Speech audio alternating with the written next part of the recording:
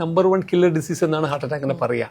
അത് actually India അതിൻ്റെ ഒരു ഹെഡ് ക്വാർട്ടേഴ്സായി മാറിയിരിക്കുകയാണ്. അതിൻ്റെ കാരണം എന്ന് വെച്ചാൽ ഈ ഹാർട്ട് അറ്റാക്ക് ആക്ച്വലി ഒരു ജീവിതശൈലി രോഗങ്ങളുടെ ഒരു എൻഡ് റിസൾട്ടാണ്. ഇപ്പോൾ ജീവിതശൈലി രോഗങ്ങൾ എന്ന് പറയുമ്പോൾ എന്തൊക്കെയാണ്? നമുക്ക് പ്രമേഹം, പ്രഷർ, കൊളസ്ട്രോൾ, പിന്നെ അമിതഭാരം, സ്ട്രെസ്സ്, വ്യായാമമില്ല, ഇതൊക്കെയാണ് നമ്മുടെ ജീവിതശൈലിയുമായി ബന്ധപ്പെട്ടിട്ടുള്ള രോഗം. ഇപ്പോൾ ഞാൻ ഈ പറഞ്ഞ കാരണങ്ങളൊക്കെയാണ് ഈ ഹാർട്ട് അറ്റാക്കിൽ അവസാനം എത്തിച്ചേർന്നത്. ഇതിന് ഞങ്ങൾ ഹാർട്ട് അറ്റാക്കിന്റെ റിസ്ക് ഫാക്ടേഴ്സ് എന്നാണ് പറയുക. അതിൽ മറ്റൊരു രണ്ട് റിസ്ക് ഫാക്ടേഴ്സ് ഉള്ളത്, ഒന്ന് ഞാൻ പറയാത്ത ഒന്ന് സ്മോക്കിംഗ് ആണ്, മറ്റൊന്ന് പാരമ്പര്യമാണ്. ഇപ്പോൾ പാരമ്പര്യം നമ്മുടെ അച്ഛനമ്മയ്ക്ക് അല്ലെങ്കിൽ വളരെ ക്ലോസ് റിലേറ്റീവ്സിന് ഒരുപാട് ഇങ്ങനത്തെ ഹാർട്ട് അറ്റാക്ക് ഉണ്ടായിട്ടുണ്ടെങ്കിൽ മറ്റവർക്കും വരാനുള്ള സാധ്യതയുണ്ട്, പ്രൊവൈഡഡ് അതൊരു യങ് ഏജിൽ വരികയാണെങ്കിൽ. ഇപ്പോൾ പ്രായമായ അച്ഛന് ഹാർട്ട് അറ്റാക്ക് വന്ന് മരിച്ചത് കൊണ്ട് മക്കൾക്ക് അതിന്റെ റിസ്ക് ഇല്ല.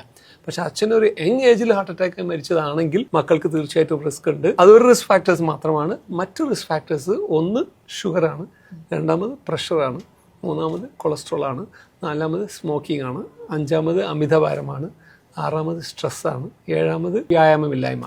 ഇതൊക്കെയാണ് അതിൻ്റെ റിസ്ക് ഫാക്ടേഴ്സ്. ഇതൊന്നും ഇല്ലെങ്കിൽ യൂഷ്വലി ഹാർട്ട് അറ്റാക്ക് വരുന്നത് വളരെ വളരെ കുറവാണ്.